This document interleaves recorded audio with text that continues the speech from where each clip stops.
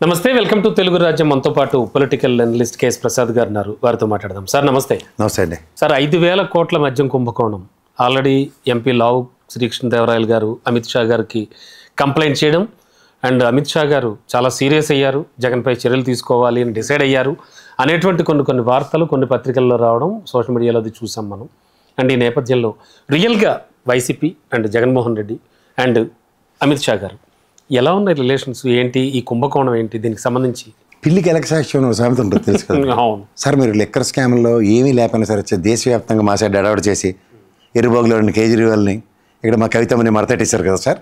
అలాగే మీరు ఆంధ్రప్రదేశ్లో కూడా మీకు టిప్ ఏమన్నా సార్ మడతెట్టేశారంటే అదేంటది ఆల్రెడీ మడతెట్టాం కదా మళ్ళీ ఎందుకు దాన్ని అంటే, లేదు మీరు మడతెట్టేయాలి సార్, మా కోసం మనం కూటమిలో ఉన్నాం కదా, అందులో నేను కూడా అక్కడి నుంచి ఎగేసుకుని పోగేసుకుని ఇటు వచ్చాను కదా, నేను చెప్తే కొంచెం శాంచుటీ ఉంటుంది సార్.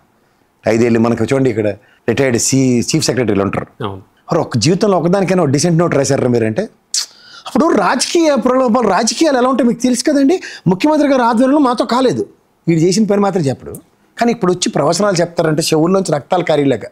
ఈ ప్రజాస్వామ్యం ఇలాగైపోయింది, అలాగే అయిపోయింది, ఇలా చేయాలి, అలా చేయాలి, అలా చేస్తేనే అని ప్రవచనాలు అలా చెప్తారు. అలా వీళ్ళు పార్టీ మారిన తర్వాత ప్రతి ఒక్కరు చెప్పి పెట్టకథలు ఇవే. అసలు నాకు తెలియకడుగుతా సార్, చిన్న విషయం చెప్తా. మనం ఈ దిక్కుమాల లంచగొండ వ్యవస్థను చూస్తున్నాం ప్రజాస్వామ్యంలో. ఈ బ్యూరోక్రాట్స్ లేకపోతే ఈ మన సచివాలయ ఎంప్లాయీలు అందరూ లంచగొండ వాళ్ళని మోమాటం లేకుండా చెప్తారు. అందరూ రెవెన్యూ ఓడైతే మొత్తం పిసికేస్తాను కానీ అడు వదలడు. అలాగే అబ్కారీ వ్యవస్థ చాలా వరకు మిఠాయి బ్యాచ్ అనేది అందరికీ తెలుసు. ఇది కదా. అవును. ఇప్పుడు మనం లాజిస్టిక్స్ మాట్లాడతాం. ఏడో ఒక 7-8 వేలు షాపులు ఉన్నవి 33% కుదించి 4,000 షాపులు పెడితే 4,000 చిల్లర అంత అవకతవకల్ని నిరోధిస్తున్నట్ట, అయితే ఇంకొంచెం విచ్చలవిడితనంగా పెంచుతున్నట్ట. సార్, అలాగే బెల్ట్ షాపులు ఇప్పుడు అంగల్లో కూడా అమ్మేస్తాను, రోజు దిక్కుమాల సోషల్ మీడియాలో చూస్తున్నాం. అసలు బెల్ట్ షాపులే లేని వ్యవస్థను సృష్టిస్తే తర్వాత ఇబ్బడి రేట్లతో ప్రజల్ని తాగుముచ్చులా తయారు చేయకుండా వాళ్ళని నిరోధిస్తూ తక్కువ తాగిలా చేయడం, ఇవి ఆయన చేసిన తప్పులు. ఎందుకంటే దీంట్లో నాకు తెలిసి డిమాండ్ సప్లై చదువుకున్నాం కదా మనం. అప్పుడు ఇక్కడ 10 షాపులు పెట్టడానికి పర్మిషన్ లేదు. ఇప్పుడు చూడండి 3,000 కోట్లు 14% కమిషన్ ఎక్స్ట్రా ఎత్తేసింది ఈ ప్రభుత్వం. నేను దీని లాసెస్ ఇంత ఎంకర్ అవుతుంది, నాకు నిజంగా నేను సస్టైన్ అవ్వాలి అన్న దగ్గర బ్రెవరేజ్ కార్పొరేషన్ పనంగా పెట్టి 25,000 కోట్లు అప్పు తీసుకొస్తే 20,000 కోట్లు, అది కూడా 2 విడతలు 4,000 కోట్లు 4,000 కోట్లు అప్పు తీసుకొచ్చింది, దాన్ని బ్యాలెన్స్ చేసిన దగ్గర ఇవన్నీ ఒక ఎత్తు అయితే ₹5.70 స్పిరిట్ తెలుగుదేశం ఆయనలో. నాకు జవహర్ గారు మంచి మిత్రుడు, నేను చెప్పాను అడిగితే మేము ₹5.70 ఇప్పుడు ఎంత ఉంది సార్, ₹27.80 దగ్గర స్పిరిట్ వాల్యూ. ప్రభుత్వం రేటు పెంచి గేమ్ చేస్తుంది. ఏమని? ప్రభుత్వం వ్యాపారం చేస్తుంది. ప్రభుత్వం వ్యాపారం దేనికి చేస్తుంది? ప్రాఫిట్ మాడ్యూల్కి చేస్తుంది. ప్రాఫిట్ మాడ్యూల్ చేస్తే ఏమవుతుంది? మీరు చెప్తారు కదా సార్ సంపద సృష్టించడం అంటే సంపద సృష్టించడానికి ప్రభుత్వం ఒక ప్రణాళిక వేసుకుంది. ఎందుకు? జిఎస్టీ పరిధిలో కేంద్ర ప్రభుత్వం మన దగ్గర రక్తదోపిడీ చేస్తుంది. మనకి మిగిల్చిన 5. 1 ఆర్టీఏ వ్యవస్థ, 2 petroleum products, 3 stamps and registrations, 4 municipal శాఖలో పన్నులు, 5 ఏముంది? లెక్కరే కదా. మీరు మన స్టాంప్స్ డ్యూటీ పెంచేశారు కదా, రిజిస్ట్రేషన్ ఛార్జీలు అమరావతి ఒక్కటే వదిలేసి మిగిలినంతా పెంచేశారు కదా. ఇందులో దోపిడీ జరగదా? ఈ స్టాంప్ కుంభకోణం కిషన్ గారు అందరూ మీ బ్యాచే కదా. అంటే రాజధాని నిర్మాణం అని రాజధాని ఉన్నాడు సార్. దాని గురించి తర్వాత మాట్లాడదాం, మీరు అడగండి. దాని గురించి చాలా గట్టిగా చెప్తాను, ఇంకా గట్టిగా చెప్తాను దాని గురించి. ఒక నిమిషం. ఇప్పుడు మీకు ఇవన్నీ తేలకా స్కామ్లు ఇవన్నీ మీ ఆయమే కదా. ఆటల స్కామ్లు అంటారు, దీన్ని అంటారు. ప్రభుత్వం వ్యాపారం చేయడం తప్ప. ఓకే, ఇందులో మీకు మళ్ళీ చెప్తా. మీ ఏడుపేటి మోడీ గారు చాడీలు చెప్పడం. మీరంతా డిస్టిలేషన్ కోసం ప్లాన్ వేస్తే మీ అందరం కూడా పేద ప్లాన్లు వేసి అలా 2,000 నోట్లు రద్దు చేయడం మంచిదని చెప్పాం కదా. తర్వాత దేశ ప్రజలు అందరూ అడుక్కుంటున్నారు కదా. నిజంగా దేశ ప్రజల్ని అడుక్కు తినే పరిస్థితి చేసిన గొప్ప కీర్తి ఎవరిదంటే ఈ నరేంద్ర మోడీ ప్రభుత్వం. ఎలా తెలుసా? మీరు ముష్టి వల్ల మీ ఏటీఎం కార్డు పెట్టుకుని 5 ఏటీఎంలు తిరిగితే కానీ ఒక ఏటీఎంలో డబ్బులు వస్తాయి. రెండోది మన దరిద్రానికి అందులో 500 నోటు వస్తుంది. తర్వాత మళ్ళీ ముష్టివాడే చిల్లరుందా అంటే డబ్బులుండి కూడా అడుక్కునే పరిస్థితి మనం క్రియేట్ చేసిన ఘనకీర్తికి చెందిన ప్రభుత్వం ఇది. డిజిటలైజేషన్ వీళ్ళు చెప్తున్న పెట్టకథ ఏంటంటే ఇప్పుడు డిజిటలైజేషన్ లేకుండా మొత్తం క్యాష్ ట్రాన్సాక్షన్. సరే, క్యాష్కి ఏమైనా డిజిటల్ రూపంలో ఉన్న డబ్బులకి ఆడ ఎక్స్ట్రా ఛార్జ్ చేస్తే ఏడిపి చేయగలరు మీరు? అది కూడా బండబూతే కదా. ఇప్పుడు క్యాష్ ట్రాన్సాక్షన్స్ గురించి మాట్లాడదాం. రేట్ ఎవరు నిర్ణయించారు? ప్రభుత్వం నిర్ణయించింది. అక్కడ లోపల పనిచేస్తున్నాడు వాడు అబ్కారీ వ్యవస్థడు, అది ప్రభుత్వ ప్రతినిధే కదా. రెండోది అక్కడ లోపల కూలి నాలి పనులు చేసే వాళ్ళని కూడా ప్రభుత్వం డిప్లాయ్ చేసింది, తెలుసు కదా మీకు. వీళ్ళు రాగానే ప్రభుత్వం వాళ్ళని ఎత్తేసింది ఈ ప్రైవేట్ వ్యవస్థకు అధీనంలో పెట్టడానికి. రెండోది నిన్నటి సేల్స్, ఇవాళ నేను 10 బ్యారల్లో 10 క్రేట్లు అమ్మాను అనగానే రేపు తెల్లారి షాప్ తెరిసినట్లు 11 గంటలకి అమ్మేసాడు అనుకున్నాడు, తాళం పెట్టుకు ఇంటికి వెళ్ళిపోయాడు ఆర్బీఐ గవర్నర్ లాగా. రెండోది చుట్టుపక్కల పరిసర ప్రాంతాల్లో ఏటీఎంలు లేవు. ఇది అతను ప్రభుత్వం నిర్ధారించింది, ఇచ్చేసింది. ఇక్కడ మీకు క్యాష్ అవకతవకలు. 2 ఏళ్ళు కరోనాలో మందు లేదు కదా, జనాలు చచ్చిపోయింది కూడా. మందు లేక ఓడిపోయాడు జగన్మోహన్ రెడ్డి. మందు విచ్చలవిడిగా దొరక్క ఓడిపోయిన జగన్మోహన్ రెడ్డి ప్రభుత్వం. రాసుకోండి, ఇది కావాలంటే నేను చెప్తున్నా, ఇది వాస్తవం. ఇప్పుడు మీకు చిన్న సామాజిక వర్గాలు ఉంటాయి. మా అంబేద్కర్ గారు హృదయాలని ఆకట్టుకున్న ఒక దైవాంశ సంభూతులైన సామాజిక వర్గంలో పెళ్లికి, సావుకి, శుభకార్యంకి, అశుభకార్యంగా దేనికైనా అదే మందు. అది దొరకకపోతే అడిగి వంట ఎక్కిపోయింది. ఆయన పాపం నా ఎస్సీలు, నా బీసీలు, నా అని ఎంత చచ్చినా సరే వీళ్ళకి మిఠాయి లేదు. ఇంకెలా అది ఇది ప్రాబ్లం. సో ఇప్పుడు మీకు వచ్చేసరికల్లా ఏమైంది, 5,000 కోట్లు ఉన్నాడు సార్. మీరు 5,000 కోట్లు, 6,000 కోట్లు, 10,000 కోట్లు మనం ఏదో ఒక రేటు పెట్టాలి కదా దానికి. ఓకే, దానికి ఒక లెక్క ఉంది మనకి. ఉడికినే మనం ఏది పడితే అది మాట్లాడేస్తే సార్, అంటే మనం మాట్లాడేస్తే కాదు, పితురులు చెప్పేసినంత మాత్రాన వాస్తవాలు దాచలేం కదా. చిన్న స్టాటిస్టిక్స్ ఉంటాయి ప్రతి దగ్గర. మన కర్మకి ఎలా ఉంటుందంటే గూగుల్ కాలం కదా, ఇలా నొక్కితే అలా డేటా వస్తుంది. అవును, కానీ ఇలా నొక్కడానికి బద్ధకం అయితే మనం ఏం చేస్తాం, ఆ డేటా చెప్తాను మీకు. ఇప్పుడు సేల్స్ జరిగాయి సార్ మనకి 2014 నుంచి 19 దాకా టీడీపీ ప్రభుత్వం, 19 నుంచి 24 దాకా మొత్తం అమ్మినవి ఏంటి, ఒక ఏడాదిలో 14 నుంచి 15 దాకా ఐఎంఎల్ అంటే మద్యం, బీర్లు కానీ మిగిలింది ఏదైనా మద్యం కింద ఉంటుంది. 2.88 కోట్లు మద్యం అమ్మారు. అలాగే బీర్లు 1.74 కోట్లు. 15-16కి ఎంత, 3.6 కోట్లు, 1.75 కోట్లు బీర్లు. 16-17కి 3.32 కోట్లు, 1.78 కోట్లు బీర్లు. 17-18కి ఎంత, 3.60 కోట్లు, అలాగే 2.27 కోట్లు బీర్లు అమ్మారు. 18-19కి వచ్చేసరికి 3.84 కోట్లు, 2.77 కోట్లు బీర్లు అమ్మారు. ఇక్కడ మీకు 19-20 ప్రభుత్వం తీసుకుంటే 3.8 కోట్లు ఐఎంఎల్ అమ్మారు, 2.12 కోట్లు బీర్లు అమ్మారు. 20-21 కరోనా కదా, 1.87 కోట్లు మాత్రమే ఐఎంఎల్ అమ్మారు, 57 లక్షల బీర్లు అమ్మారు. బీర్లు దొరకలే. ఓకే, బ్రాండ్లు చాలా లిమిటెడే కదా, ఈ కింగ్ ఫిషర్, అల్ట్రాలు గిల్ట్రాలు ఏం లేవు. 21-22 2.63 కోట్లు, 82 లక్షల బీర్లు అమ్మారు. 22-23 ఎంత, 3.35 కోట్లు ఐఎంఎల్ అమ్మితే 1.16 కోట్లు బీర్లు అమ్మారు. 23-24 3.32 కోట్లు అమ్మితే 1.12 కోట్లు బీర్లు అమ్మారు. సో కంపారిజన్లో ఎవరు ఆయనలో ఎవరు సేల్స్ ఎక్కువ, అవును, క్లియర్గా తెలుస్తుంది. ఇందులో ఇదంతా ఎక్స్‌చక్కర్కే వచ్చింది కదా, ₹1 బయటికి పోలే. ఆదాయం రాష్ట్ర ప్రభుత్వ ఖజానాకు వచ్చింది 100%. ఇది ఫస్ట్ వినండి. కాగ్ రిపోర్ట్లో ఆదాయం రాలేదు. ఎందుకంటే నేను చెప్తా, ఐఎంఎల్ అంటే ఇది స్పిరిట్ ప్రభుత్వమే కొని, ఇది దీంట్లో ఎంత పర్సంటేజు ఆల్కహాల్ కలిపి అమ్మండి. స్పిరిట్ అదే కదా, అవును, మిగిలిన నీళ్ళే కదా, తెంగరోళ్ళకి జల్లియాల. బీర్లో ఎంత పర్సంటేజ్ చేయండి, ఐఎంఎల్ మీరు చెప్పిన లెజెండ్ బ్రాండు అన్నీ వీళ్ళు ₹99 ప్రతి ప్రభుత్వం కొన్ని బ్రాండ్ల పేర్లు రిజిస్టర్ చేసుకుంటుంది. చీప్ లిక్కర్ అంటారు దాన్ని. చీప్ లిక్కర్ ప్రభుత్వం ఏమో నమ్ముతుంది, దాని పేరు మీ పేరు ఎట్టచ్చు, నా పేరు ఎట్టచ్చు, ఆడి పేరు ఎట్టచ్చు, ఈ కెమెరా పేరు ఎట్టచ్చు, రకరకాల పేర్లు పెట్టి అలా పెట్టుకుని ఒక బ్రాండ్లు రిజిస్టర్ చేసుకుంటుంది. అలా రిజిస్టర్ చేసిన బ్రాండ్లు తెలుగుదేశం ఆయనలోవి తీసుకొచ్చి ఇలా అంటించారు. ఆ లెజెండ్, తొక్క, తోటకూర అని అంటించి ఇబ్బడి రేటు. ఇప్పుడు 99 అమ్ముతుంది, 150, 180 ఉంది, అంతే కదా.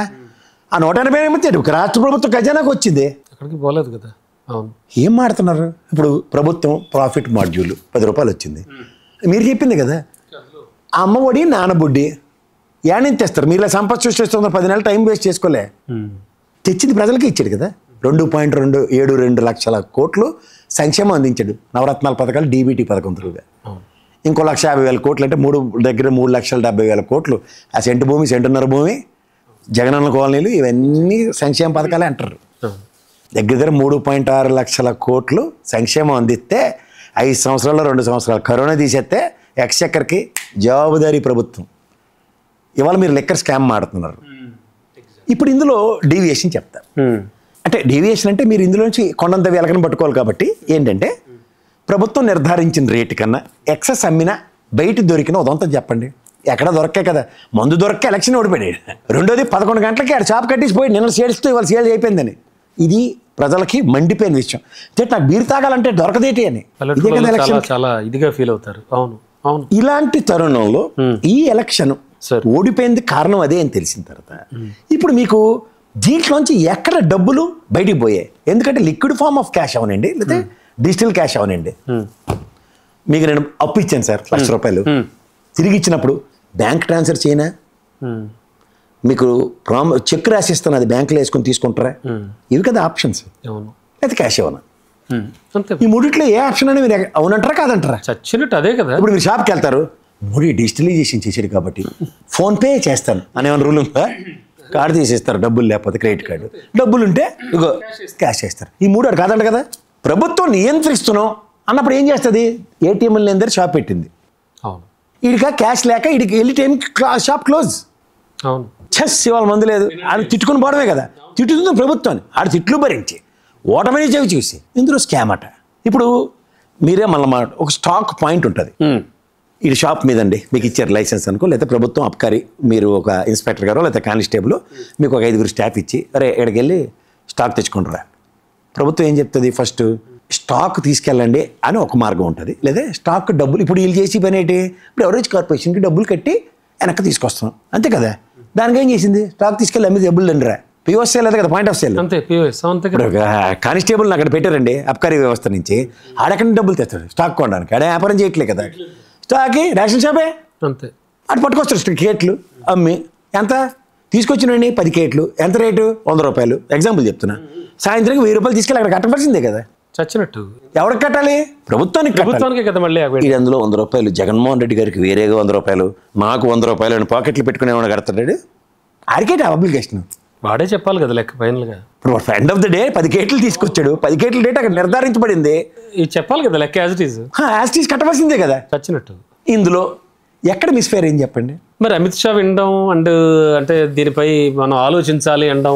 ఇప్పుడు అమిత్ షా గారు వింటారు సార్, ఎందుకు వింటారు? కేజ్రీవాల్ని మడతెట్టారా లేదా? మనీష్ సిసోడియా గారిని మడతెట్టారా లేదా?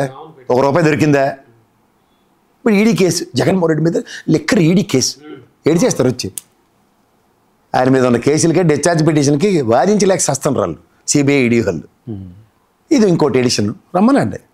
ఇప్పుడు ఇంకా మీకు ఒకటి చెప్పనా, రంగులకి 3,000 కోట్లు 4,000 కోట్లను ఓ మై కట్టుకొని సచ్చారు కదా. లాస్ట్కి వెళ్ళి 119 కోట్ల 50 లక్షలే పవన్ కళ్యాణే చెప్పాడు.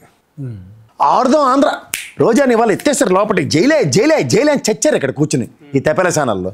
తెల్లారు లెక్కెట్టారు, చూస్తే అంతేమో లేదు తూచి అని వాళ్ళే లెక్కలు చెప్పారు. అలా ప్రతి విషయం లూప్ హోల్ దొరకట్లేదు. అగ్ని పునీతలా కడిగిన ముచ్చంలో బయటికి తీస్తుంటారు జగన్మోహన్ రెడ్డిని. ఇప్పుడు పార్లమెంట్ వేదికగా అప్పులు అని చచ్చారు. ఏమైంది? పై వాళ్ళ కేసు చెప్పినా నమ్మరు. కేంద్ర ఆర్థిక శాఖ మంత్రి నిర్మలా సీతారామన్ చెప్పినా నమ్మరు. ఈ తెప్పలసాన్లో రాసిన 14 లక్షలు నమ్ముతారు వాళ్ళు. వాళ్ళని చేయగలరు. కూటమి ఆ బొర తక్కువ బ్యాచ్కి మన వాళ్ళు కాదు అని చేత వాళ్ళు పక్కెళ్ళి ఆడుకోమని చెప్పలేక ఇక్కడే ఆడుకోండి అన్నాడు. కనీసం ఆలోచించాల్సిన విషయం కూడా కాదు ఇది. ఎలా మీరు ఏ ప్రాతిపదిక మీద ఆలోచిస్తారు చెప్పండి? ఇర్రెగ్యులారిటీస్ని ఎలా ఐడెంటిఫై చేస్తారు?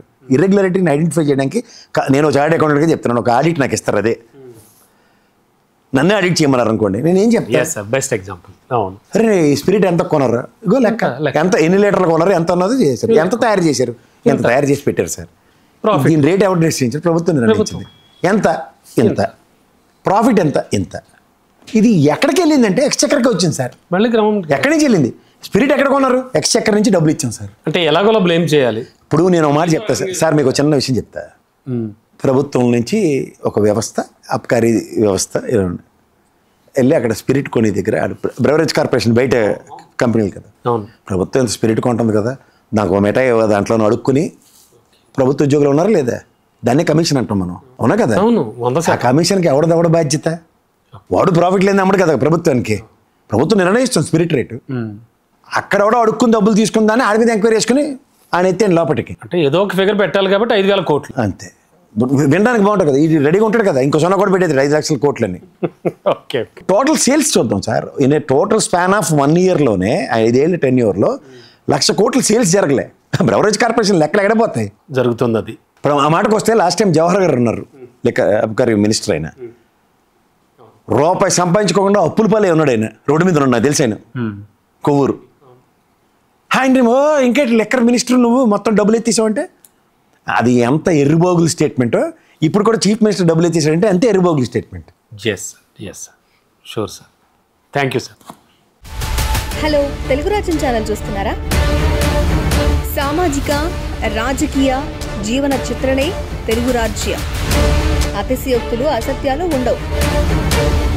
రాజకీయ కోణం కాదు, ప్రజా కోణమే కొలబద్ద. తెలుగు రాజ్యం వీక్షణ మీ ఉత్తమ అభిరుచికి నిదర్శనం.